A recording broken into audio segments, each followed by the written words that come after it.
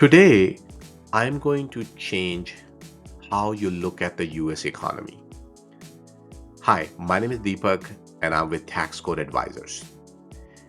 I do monthly meetings on regular basis where I try to meet with local community and try to answer their tax questions, as well as I try to bring more of my knowledge to the global community via my videos. So if you have a tax question or you want to get my thoughts on particular economic situation, then you can always WhatsApp me at 888-260-0017 and just write on it that you're asking uh, for my opinion in a video format, and I'll make a video and I'll post it online. But today's question is so interesting, and the question somebody asked me was, Deepak, why are we not seeing as many recessions as we used to, you know 15, 20 years ago? What has changed in the last 20 years?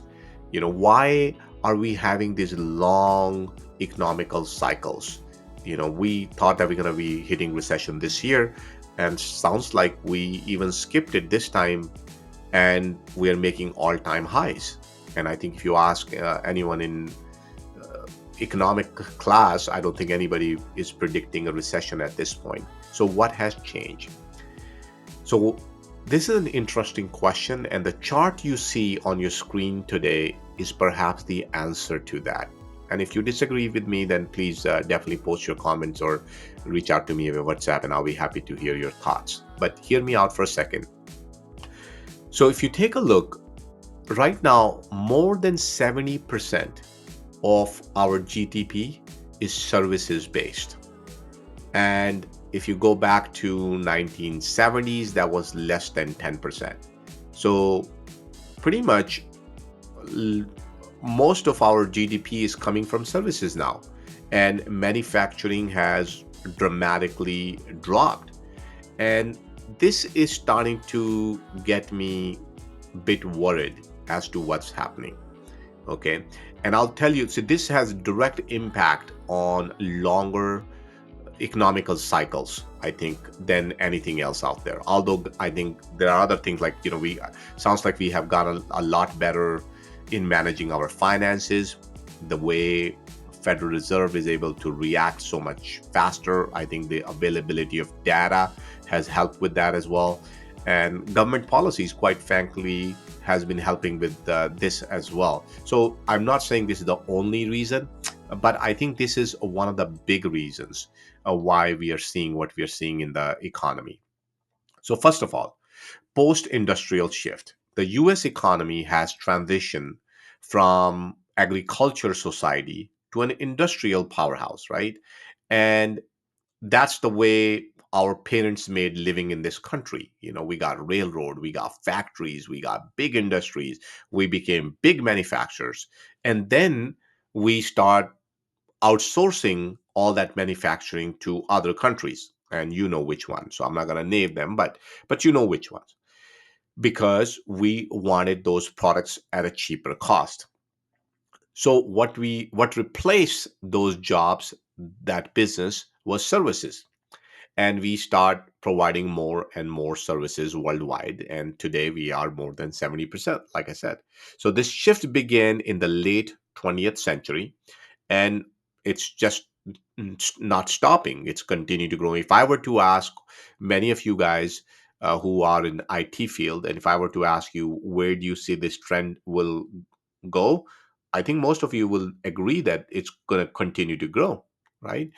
So the rise of technology, especially finance and professional services in the later half of the 20th century, drove the expansion of the service sector, right? Because why? Because funding became easier. This whole venture funding came about. Loans were easily available. So we pretty much had this perfect uh, system to grow our services business. The same conditions didn't really were not available for manufacturing.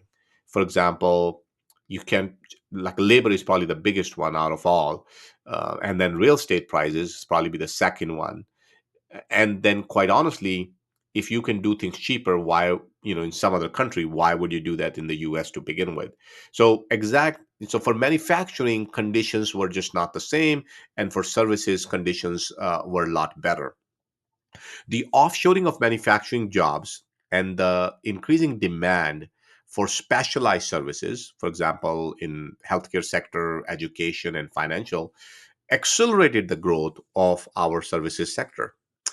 As more Americans moved to cities, the demand for services even grew, right? I mean, when you kind of move away from rural area to, uh, to an urban area, obviously those urban areas you will see big hospitals, big buildings, big education centers, big entertainment centers, big stores. Um, so, I mean, that's quite obvious. So that's what happened in last, 10, 20 years. Now, what does this mean for our economy in future? So let me share some thought on that. First of all, a service oriented economy can be more resilient to economic shocks, as many services are less cyclical than manufacturing. So I think that's probably one of the key reasons why we are not seeing as many recessions and why we are seeing, longer bull cycles in the market.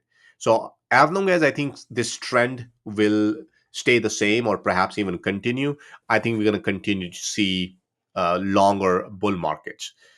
So that's I think that's the key reason here. Now, second part is innovation and productivity, right? We all heard the stories of AI, what's happening. We saw what Chat GPT did to that, to everyone. By the way, I was looking at some stats from Chat GPT recently, and I think the chart shows that almost in India, for example, 49% of the people were using Chat GPT. And then I think in US it was like less than 20%. So we saw what ChatGPT can do. We are seeing what they're doing with the graphics, what they're doing with videos, and obviously, NVIDIA is the company behind most of this innovation. So pretty good. What's interesting is, let's just say, in case of NVIDIA, the design process, the service process is mostly being done in the US, and manufacturing is still being done overseas, although US is trying really hard to bring that to the US. But again, still contributing to this gap right here, you know. So the point is, the service sector is driving innovation, especially in technology and finance, and contributing to overall productive growth. And I think that's not going to slow down anytime soon. That's why I'm quite bullish in the market as well. Then let's take a look at job market. The demand for skilled labor in service industry has been tremendous, and I think it will continue to grow, potentially leading to skill gap if education and training do not keep up. And we're already seeing that. Why are we having so much immigration? Why do we have to go to different countries to find talent? Because our people here are just not able to fill in that gap. So there is that problem as well. And then wage disparities. This is probably the one that bothers me the most.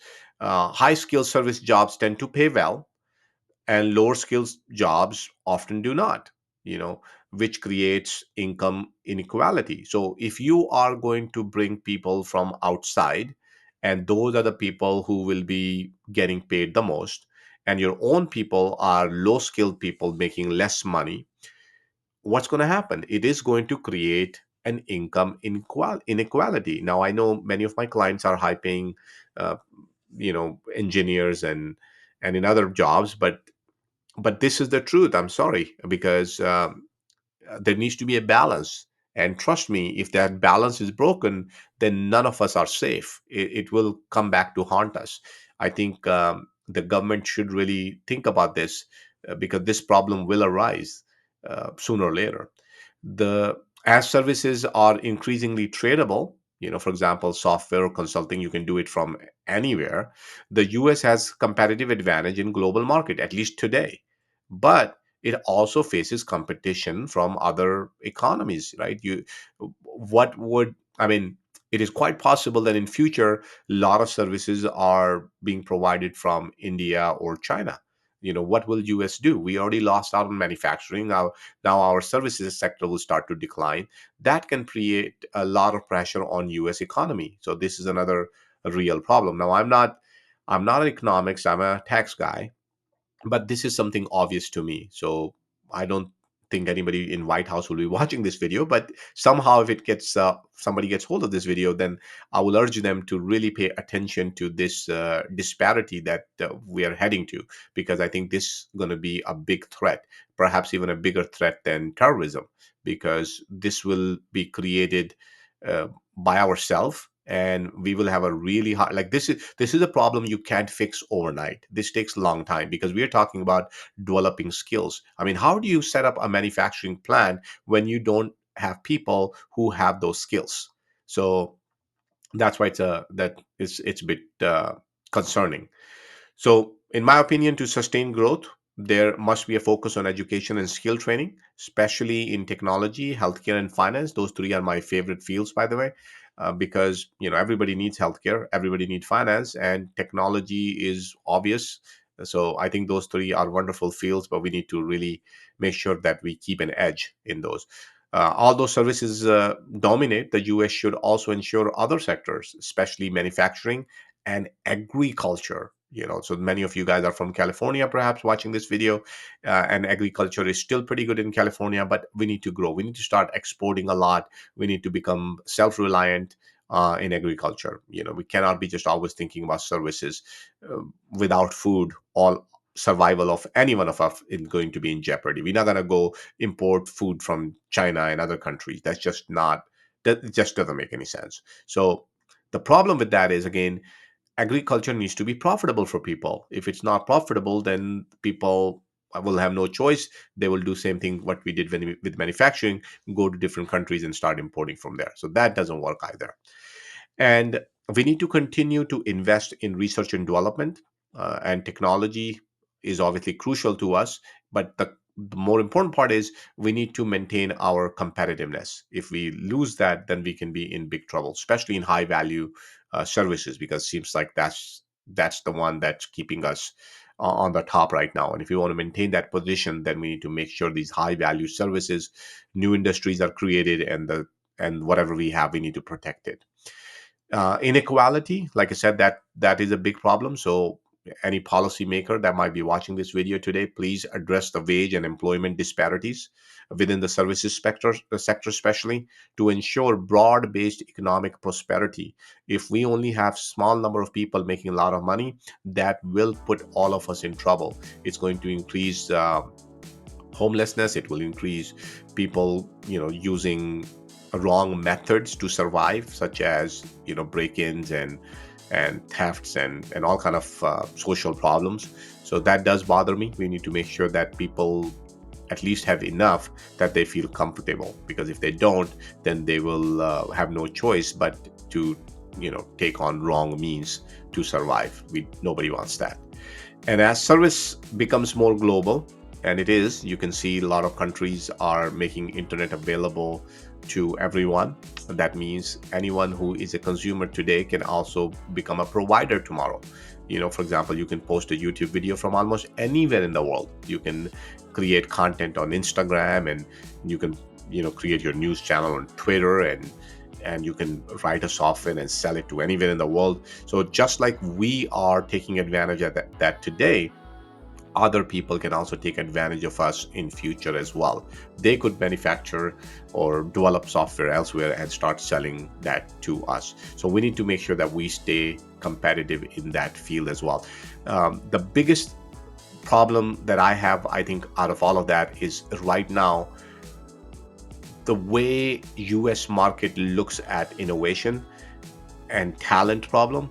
They kind of see immigration as a solution to that problem. They see that, hey, you know what, if we need high skilled workers, let's just go out there and get them from elsewhere, which is good. But we need to, at the same time, develop our own in-house skills as well. Always depending on outside is also not a good solution. That can also create all kind of problems. So immigration is a whole big issue on its own.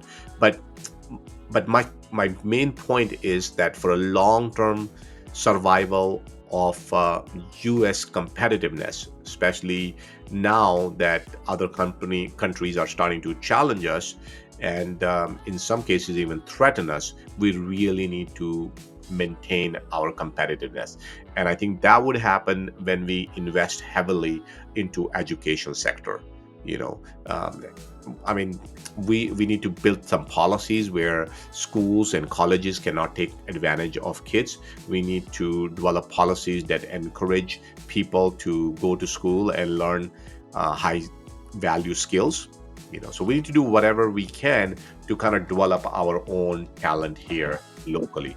So those are my thoughts on this subject matter.